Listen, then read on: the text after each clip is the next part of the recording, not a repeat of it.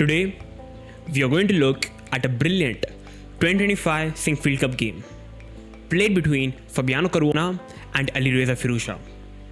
The opening began as a normal Nimzo Indian and shifted into a Queen's Indian type structure, a setup that can be really uncomfortable to play against if you don't know the right ideas. So by the end of this video, you'll learn how to play against the Queen's Indian type structure, how to play when the center is closed, how to use the bishop pair advantage, and how to convert a passed pawn into a win. Let's see how Caruana handled it and what we can take away for our own games. So let's begin. Okay, so it was a classical game. Fabi is white, Alireza is black. Fabi opened with 1d4, knight f6, c4, e6, and now we have the move knight to c3. White can also go for playing the move knight f3. This is the usual move which I personally go for. Knight c3, but we have on the board, and now black goes for playing the Nimzo Indian, which is bishop to b4. Black also plays d5 in most of the cases. This is known as the Queen's Gambit, declined version. But we have bishop to b4, which consists of large theory. We have knight to f3 by Fabi. Now already after bishop b4, there are numerous ways to continue the position. White can play a3, f3, e3, bishop d2, and many more. Even queen c2. But Fabi decides to play knight f3, and now b6, bishop d2, and now bishop b7. And now this is so-called the Queen's Indian defense. Why? Basically, whenever black develops the bishop to b7 via b6, this is sort of known as the Queen's Indian structure. And now Fabi plays the move g3. Whenever you are facing the Queen's Indian, this is always an idea. White also puts the bishop on g2. And now black simply captures the knight on c3. Now it's already a questionable move. Many of the advanced players must be wondering, and they should wonder, why black simply took the knight. Because the bishop was not really attacked via a3, so it was not really necessary for black to capture the knight. But the main idea of capturing the knight here is, once white recaptures it back, black wants to put the knight on e4, simply putting the knight on a good square on e4. And now we first have rook c1, so that whenever the knight captures the bishop, the rook can recapture the knight, so that white pawn structure remains good. If white plays bishop g2, black maybe can go for capturing the bishop, and white would be having a bit of a bad pawn structure. So going back, we have rook c1, and now we have to move d6. As black is not really having the dark square bishop, black's idea is to put the pawns on the dark colors. Bishop goes to g2, black castles up, and now white does the same. Now many of the beginners must be wondering, okay, the bishop on g2 looks powerful. Can we somehow pin the knight on e4 by playing the move knight to d2? The knight can't really capture the knight because the b7 bishop would be hanging and white is completely winning. Yeah, that's true.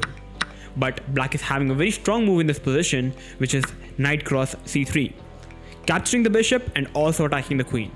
You have to forcefully recapture the knight, but after bishop cross g2, black is simply a piece up with a total winning position.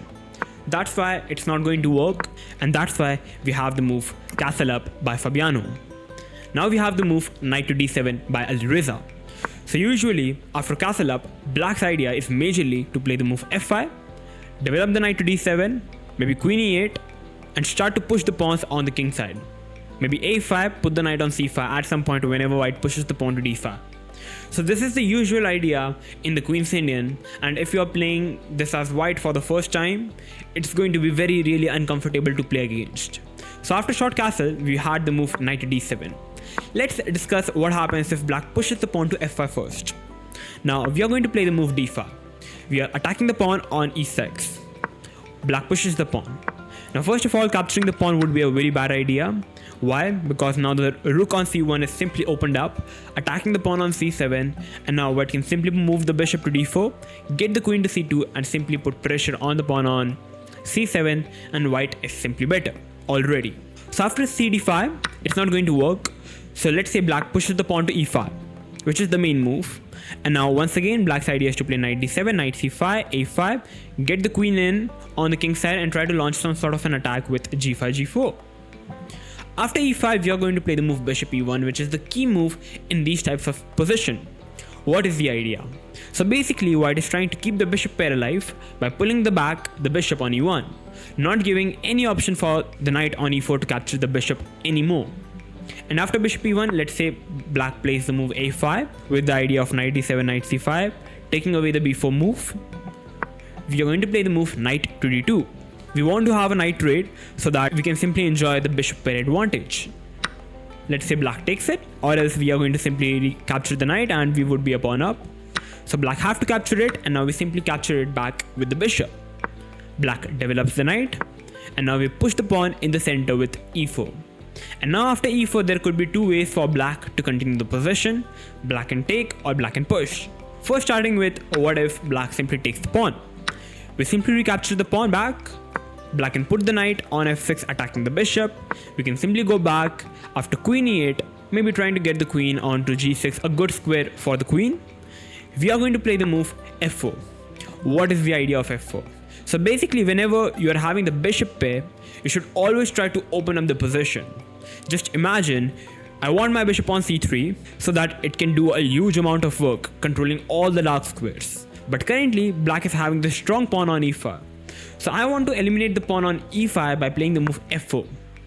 And after takes, rook takes, I'm going to play the move bishop goes to c3, a very strong bishop on this particular diagonal. The queen can go to f3, the c1 rook can come to f1, and white is having already a very strong position thanks to the bishop on c3. Going back, that's exactly what happens if black takes the pawn. If black pushes the pawn to f4, we can simply play the move queen g4. There is no need to take the pawn on f4 because white king would be a bit weaker, and you are kind of giving black the square of e5, which is not a great idea for white. We are simply going to play the move queen g4, simply building pressure on the pawn on f4. Let's say black plays knight f6 attacking the queen. We can simply go back to h4, keep attacking the pawn on f4. Black have to capture it back, and finally after h cross g3, we are planning to play the move f4 on the next move, for example bishop c8, as the bishop on b7 is absolutely doing nothing. Bishop c8 and now f4. Once again, we are trying to grab more space in the center, and once black captures it back, we can simply capture it back with the pawn. The bishop can go to c3 and maybe even preparing e5, and white is already better, and once white achieves e5, white would be simply winning. Going back, that's exactly why f5, if black plays f5, that's exactly how you can continue the position. In the game, we had the move knight to d7, and now we have the move d5 by Fabi. A very interesting move, and a very committal move, and a very sharp move. After d5, we are planning to open up the dark square bishop. And now we have the move knight cross c3. Once again, if let's say black pushes up the pawn. First of all, once again, capturing the pawn won't be a good idea. You can simply recapture it back, and the c7 pawn is simply a backward pawn, a very weak pawn, and we can simply put pressure on the pawn on c7, and white is simply better. Going back, we have knight cross c3. If black pushes the pawn to e5, once again we can go back, f5, knight d2, black takes it, we take it with the bishop, a5, we can play the move e4. Black takes it, we take it, and now we discussed knight f6, we can go back with the bishop to g2 and play f4. But what if black plays the move knight c5, attacking the bishop on e4? Now this time we are going to go back with bishop to b1. Why? I want to go back with bishop g2, but kind of I'm giving the square to black knight to come on d3, which is not a great idea. So that's why I go back with bishop to b1. After black plays the move bishop to c8, maybe threatening bishop h3, just f4. White's idea still remains the same. For example, if black takes, black can also push the pawn though. Let's say black takes, we can simply play the move queen h5, and this is already winning for white. We are simply attacking the pawn on h7. If black pushes, we can play queen g6, and that's simply winning. If black plays g6, we can sacrifice the bishop, the king move, bishop f6 check, and that's game over. Going back, black has to push the pawn, and once black pushes the pawn, we can play the move bishop c3. As there is no pawn on e5, the bishop on c3 is a very good bishop. Black can play the move bishop h3 attacking the rook. We can play rook e1, simply building pressure. And now black can play the move queen d7, and we can play the move bishop to d4. Our idea is pretty simple. We are going to capture the knight on the next move and simply be a pawn up. Black can't help it. but have to give up a pawn. And now, despite being opposite color bishop, the position is very sharp, and a good thing here is we are simply a pawn up with the white pieces, and we are simply enjoying this position. So going back, that's exactly how you can play if your opponent plays the move e5. Now, in the game we had the move knight cross c3 by Alireza. Fabi captured it with the rook, and now we have the move e5. Now let's say black is also having once again some couple of options available. What if at the place of pushing the pawn, black takes the pawn, or maybe just plays some random move like a5. So let's start with a5, playing a random move. Our idea here is we want to play the move e4, simply gathering some serious space in the center. And after e4 we are pretty happy. Once again, we want to put the knight on d4, maybe achieve f4, and simply keep on grabbing more space in the center. At a given point, black have to push the pawn, and we can simply start playing on the queen side with a3 b4. One break is to play the move c5, and another idea could be to simply move back the knight and play the move f4. If black plays the move, let's say black takes the pawn on d5, we simply recapture it back with the pawn, and now the c7 pawn is once again very weak. I want to play the move e4, the knight goes to d4, the knight jumps on c6, and I'm already very happy. Let's say in the game we had the move e5, and now Fabi played the move e4, and now we are going to understand how to play whenever the center is closed, which is a very interesting topic. Black played the move a5 with the intentions of putting the knight on c5, which is a very great square for the knight. Fabi simply went back with the knight. Why? He wants to get the f4 move in. We have the move c6 by black. Now, if black plays f5, because majorly this is the break that black is always going for, we can simply take the pawn. Once black takes it back, bishop h3 attacks the rook. The bishop have to go back. Here comes a check, and now just putting the knight on e4. You can already realize white's pieces are very nicely placed, very nicely positioned. It's very easy to play with the white pieces. For example, knight c5 attacking the knight and the bishop. We can simply trade off the knights. Capturing the d pawn would be a bad move as the e pawn is very weak. So you have to capture with the b pawn, and now simply f4. Once black captures it back, we are not really going to capture it back instantly, but simply rook c2 f3. Black can't really capture the pawn as black would simply lose the queen, and that's winning for white. So instead, black have to play something like bishop to c8. For example, at the place of bishop c8, black is also having some couple of options. For example, if queen e7, just making a random move, white can simply recapture the pawn, and after rook f8, white can simply trade off the rook. It looks like a very equalish position material wise, but after queen f4, white is starting to grab some pawns, and white is already better. Even the queen is jumping in with queen d7, and white is already having a very serious advantage. Going back, if bishop c8, we can simply capture the pawn. Takes. The bishop cannot really capture the bishop because after pawn takes, this is seriously better for white. The rook is opened up, the pawn is strong, the queen can come on d5, and the pawn is going to become a very profitable asset for white, and white is already pressing. Going back, that's exactly what happens if black plays f5. Instead, Alireza decides to play the move c6, and now we have the move rook e1. Now, f4. If f4, this is personally a move that I was thinking when I was analyzing the game, but f4 is not really working in this position as Alireza is always very sharp on calculation. Black is having a very strong move in this position, which is b5, which is a very strong move. Basically, many things are happening up now. If you basically take the pawn, black can simply take maybe this pawn, and black is absolutely fine. The knight is jumping on c5. If you take this pawn, I can simply recapture it back, and once again black is pretty happy.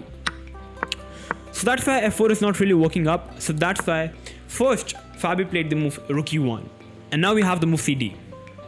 If black plays b5, this time it's not working because the rook is on e1, so that whenever we trade everything, the f1 square is simply empty. There is no rook on f1, the rook is simply on e1. So now we can already start putting pressure on the d6 pawn, which is a weak pawn, by playing the move first bishop f1, trading off the bishop, and now simply creating some pressure. The knight is going to jump on e3 to f5 and simply start putting pressure on the pawn on d6, and that's how white is already having a better position. Going back, that's why the reason is Firouzja decides to capture the pawn on d5. White simply recaptured it back with the c pawn, and now we have the move knight to c5. Queen to e2 by Fabi, simply protecting the pawn.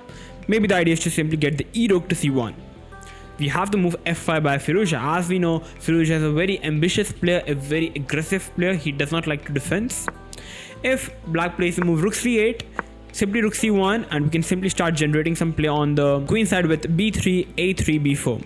As I can't really play a3 because black will simply stop all my counterplay with a4. So first b3, a3, and then simply b4, and white is starting to generate some heavy play. The queen is coming on b5, the knight is jumping on c4, and white seems to be very better. So instead we have f5, and now we have simply takes, rook takes, and now knight e4, putting the knight on a good square. And now if knight e4, you can simply capture with the bishop, the rook goes back, rook c1, and I'm simply loving this position for white. White is having full control on the c file, the bishop looks strong on e4, and white is pretty happy. If black plays bishop cross d5, simply capturing a pawn, it's not going to work as there is simply a check on f6. And once black captures it back, bishop cross d5, it's a check, and basically black loses in exchange and white is completely winning. So in the game we had the move queen e7 by Firouzja. Queen goes to b5, a good square for the queen, putting pressure on the pawn on b6.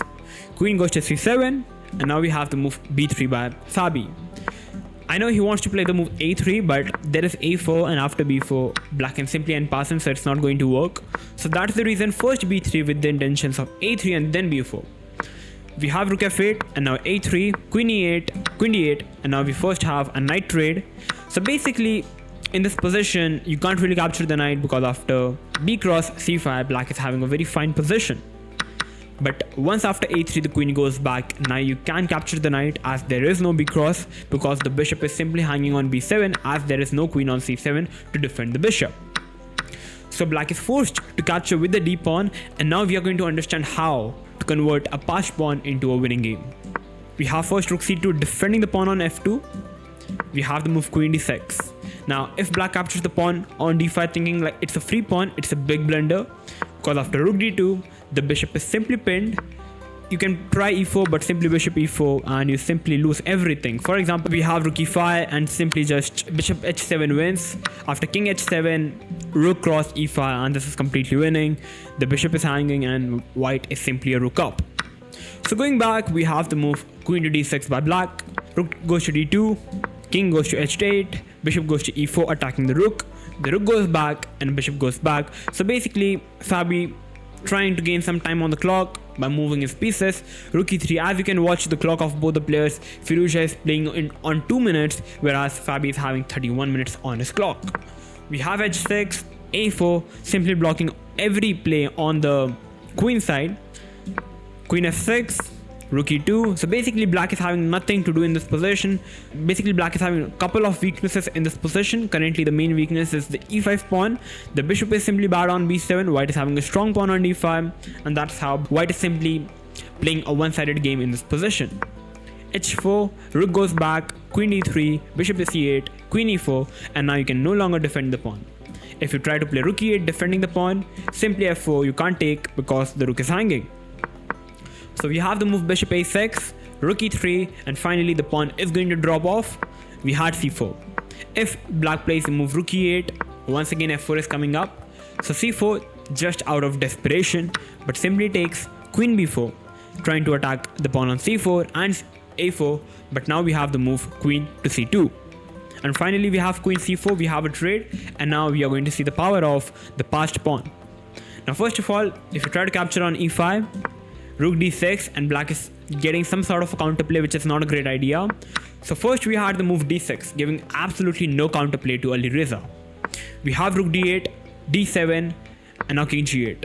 Now basically in this position, if black plays the move rook f7, attacking the pawn on d7, there is simply bishop c6, and now white is going to capture the pawn. The b6 pawn is weak and white is completely winning. Black can't really even think of capturing the pawn on d7. If bishop e6 attacking the pawn, simply rook takes the pawn, bishop takes, and now rook d5, and now black simply loses in exchange. If bishop e6, bishop c6 once again, and white is simply winning. So we had king g8, and now finally Fabi captured a pawn. King f7, rook d4, bishop a2, rook e2, bishop b3, rook e3. You can't really capture the pawn because the rook is defending the square, so we have the move bishop a2 and now bishop f1 with the idea of putting the bishop on b5.